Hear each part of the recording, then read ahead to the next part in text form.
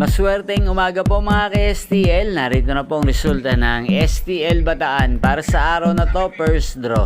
February 12, 2025, araw ng Miyerkules. Naway ang mga natayaan nyo pong mga numero kanina ay manalo nawa ngayong umagang ito, 11 AM. Kaya kunin nyo na po yung mga tickets. Narito na po ang resulta. Ang mga numerong nanalo sa STL Bataan ngayong umagang ito, February 12, 2025, 11 AM. First draw result, 14 at 32 in exact order. Sa lahat po ng tumaya kanina sa STL Bataan para sa first draw ng 14 at 32, congrats po sa inyo. Panalo po kayo.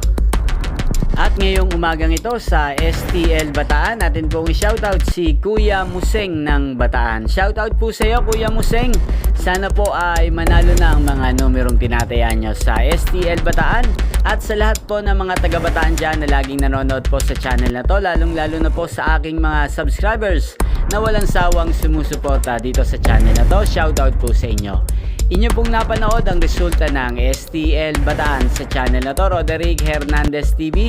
Magkita-kita pong muli tayo mamayang alas 4 ng hapon dito po sa channel na to. Again, thank you for watching.